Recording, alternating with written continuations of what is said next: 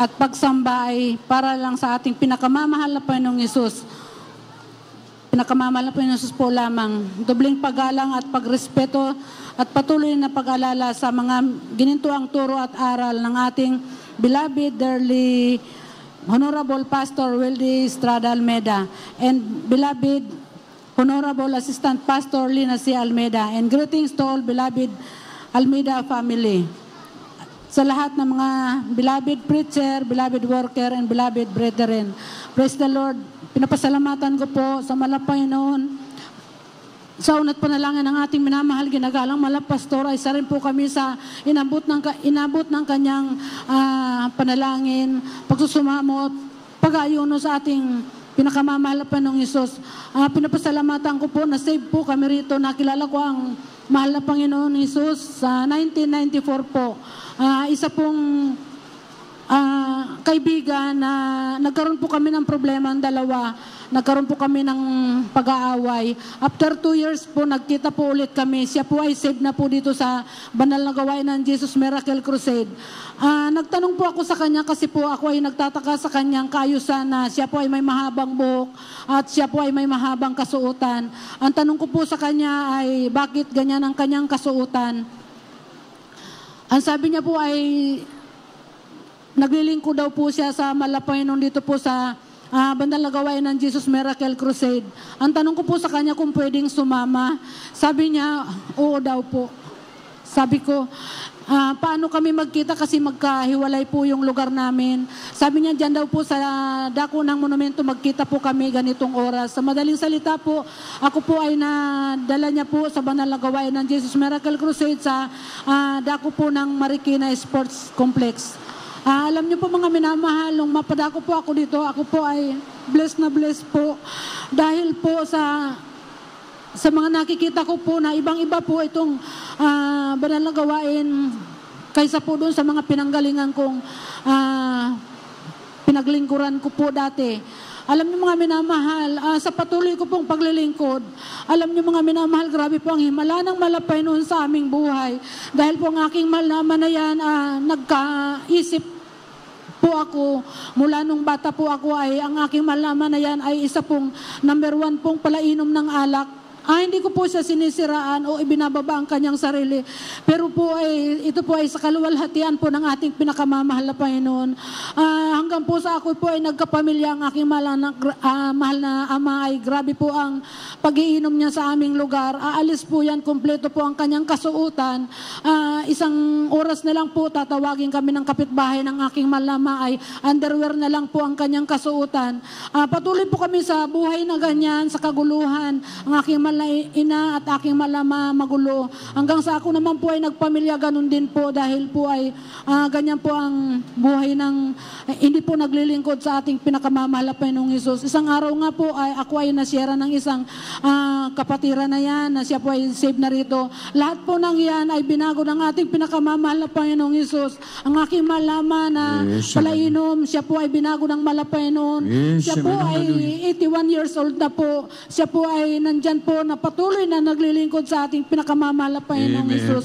Maging ang aking malanak po na yan, ako po ay may anak na po na modern Israelites dahil siya po ay pinanganak ko na po dito sa banal na gawain na 1996 po siya nung ipinanganak ko po siya rito.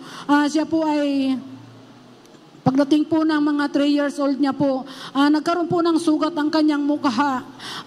Alam niyo mga minamahal, grabe, dahil yung kanyang mukha ay naaagnas, kumakatas, hindi na po yan makakain.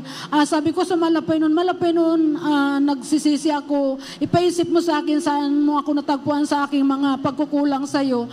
Alam niyo mga minamahal, meron po tayong krusada sa dako ng Lingayen. Ayan po ay dinala ko po doon. Pinupuri ko ang Panginoon dahil po, alam niyo mga minamahal, pagtapos po nung krusada na yan, instant po ang pagpapagaling sa aking mahal na anak. Samantalang sabi po nung aking mga kapitbahay, magsunog daw po ako ng palaspas at saka lapin, maglangis daw po ako ng nyog. Yun daw po ang i-apply ko sa mukha ng aking mahal na anak. Sabi ko hindi. Sabi ko ganyan, ang Diyos na pinaglilingkuran namin. Sa Jesus Miracle Crusade, siya ay makapangyarihan sa lahat. Maghihimala siya sa sakit karamdaman ng aking mahal na anak. anak. Ngayon nga po ay after po nung krusada ng Lingayen, yan po ay instant na pinagaling po yan. Wala po akong ginamit na anumang klaseng Yes, amen, gamot. hallelujah. Alam niyo mga minamahal, isa pa po, yan pong bata na yan ay nakagat po yan ng aso. Mga 4 years old po yan. Hindi po basta simpleng kagat, galos, or anuman. Yan po ay nakagat ng aso. Yung aso po ay nakatali. Naglalaro siya ng dahon ng kamuting kahoy. Alam niyo mga minamahal, sinakmal siya ng aso, inabot po siya kahit na nakatali yung aso na yan. Hallelujah. Grabe po talaga yung itsura ng batang yan. Dugong-dugo yung kanyang braso. Alam niyo mga minamahal, sabi ng may-ari ng aso, pa-injeksyonan daw po at siya raw po ang gagastos sa lahat. Sabi ko hindi. Sabi ko, nandiyan ang malapay noon, pinangawakan ko po ang turot aral ng ating minamahal, ginagalang malapastor. Alam niyo mga minamahal, sabi ko, obserbahan po yung aso. 4 days, 5 days, hanggang lumilipas po ang araw, ang aso daw po ay hindi kumakain. Pag 7 days po, sabi ng may-ari ng aso, ate, sabi niya, yung aso hindi kumakain, sabi niya ganyan, pa-injeksyonan natin yung bata, kahit na akong lahat gagastos. Sabi ko, hindi, mas lalo po akong nanalangin sa malapay noon. Yes, Alam niyo mga minamahal, pagdating po ng 14 days, ang aso po ay namatay. Nandyan po ulit yung may-ari ng aso. Sabi niya, ang aso namatay. Sabi niya ganyan. Sabi niya, pa-injeksyonan daw po yung anak ko na wala daw po siya, wala daw po akong gagastusin. Alam niyo mga minamahal, sabi ko, mas lalo po akong nagsumamo sa malapay noon. Sabi ko, malapay noon, ikaw malapay noon, nagbigay buhay sa aking mahal na anak. Ikaw rin malapay noon, may karapatan. Malapay noon, ako nagsusumamo sa iyo. Sa unat tur aral ng ating minamahal, ginagalang malapastor, patuloy po ako nagsumamo sa malapay noon. Ay, yung bata po na yan, yung nagkaroon po yan ng infection sa braso, namamaga yung braso niya. 24/7 po yan, nasa katawan ko, hindi po kami nahihiga. Hallelujah, nandiyan po talaga, grabe yung pagsusumamo ko sa malapay noon. Alam niyo po mga minamahal, grabe maghimalang malapay noon, ang aso namatay, pero ang aking malanak buhay nandiyan. Yes, amen, hallelujah. 29 years old na po siya, purihin ang Panginoon. Hallelujah, hallelujah. Purihin ka Panginoon. Alam ko walang imposible sa iyo. Purihin ka Panginoon. Mga minamahal. Sa mga aksidente po, mga minamahal, mayroon po kami ngayon na e-bike. Ginagamit po namin yan sa pagsamba. Isang beses po ay yan po ay binalik namin sa kasa. Dahil po mahina yung preno. Pagdating po noon sa kasa, pauwi na po kami. Ang tuloy na po nung takbo ng aking malanak. Dahil po maluwag naman po yung kalsada. Pagdating po dyan sa SM Caloocan, bigla po kaming kinat ng isang FX po. Nagulat po talaga kami kung ano yung, dumaan po siya sa side ng kaliwang side, tapos bigla po siyang kumanan, hindi po kinaya ng preno. Andiyan po talaga, wala po akong ibang sinambit, kundi hallelujah, in Jesus name, hallelujah. Alam niyo mga minamahal, bagamat nasira po yung e-bike na yan, pero nandiyan po ang pag-iingat sa amin ng ating pinakamamahal na Panginoong Yesus. Binalik po namin yan sa kasa. Ang sabi po nung nag-cut sa amin, lahat daw po ng gagastusin, isasagutin niya, purihin ang pinakamamahal na Panginoong Yesus. Amen. Hallelujah, hallelujah. Minsan pa po mga minamahal yan din pong e-bike na yan. Then, September 15 po, papunta po kami, dadalaw po kami sa puntod ng aking mahal na asawa. Ginamit po namin yan, loaded po kami dyan po, talaga dyan, kung sino po nakakakilala dyan sa lugar ng Kanumay East. Napakapalusong po ng kalsada na yan. Meron po na isang trailer na papasok po sa kanya, sa pabrika po. Napakalayo pa po namin, kaya alam po namin na kaya po namin. Palibasa siya po ay papasok, napakabagal po ng kanyang pagpasok. Nakabalagbag na po yung trailer na yan sa kalsada. Kami naman po ang tulin-tulin po namin.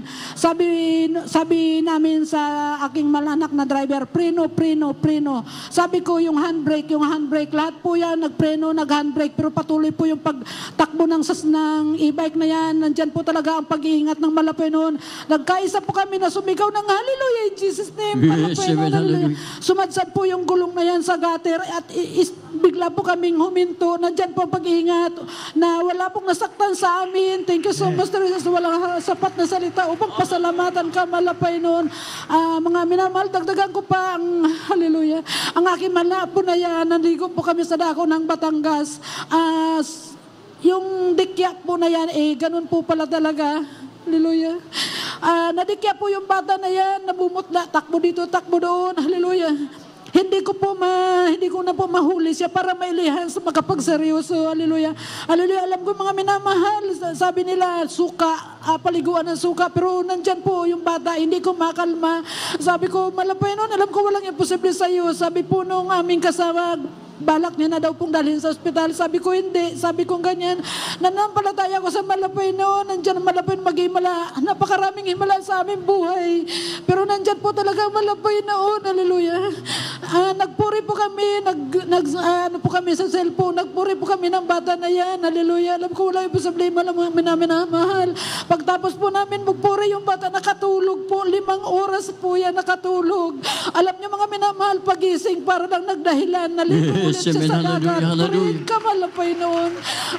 Amen. Hallelujah. Aking malaapo din po na yan na isa. Nagkaroon po yan ng sakit sa ngipin. Nagka-infection po yan. Hindi ko makain. Yung mga parents niya po ay pinainom po yan ng antibiotic. Bawal daw po yung painumin. 7 years old na po yung bata, nag-convulsion, magdamag na nag-convulsion po yan. Alam nyo, dinala nila sa ospital. Pag malay ng bata, hindi na po sila kilala. Sabi ng doktor, mga minamahal, hallelujah, posibleng may meningitis po yung utak ng bata. Sabi niyang ganyan. Sabi po, alam ko walang imposible sa malapay noon. Pinuntan po ako sa bahay. Sabi ko, pagdating ko po yan sa ospital, sabi, hallelujah, grabe po yung itsura ng aking malnapo na yan. Hallelujah. Para po yan papel sa higaan, nakaihi na po yan. Putla-putla na po niya. Hallelujah, walang malay. Sabi ko, alam ko, walang imposible sa malapay noon. Hallelujah, sa unat panalangin, minamali ginagalang malapastor, nananangin, nagsisi kami, nagpuri. Hindi po ako nahiya sa mga doktor, nurse na yan. Hallelujah, alam ko, walang imposible. Sa unat panalangin, minamali ginagalang malapastor, dyan po talaga instant pinagaling po yung batang yan. Yes, amen, hallelujah, hallelujah. Purihin ka malapay noon. Hanggang dito na lamang po ang lahat ng kapurihan, pagpapasalamat. Tanging sa ating pinakamamahal na Panginoong Hesus po lamang. Hallelujah.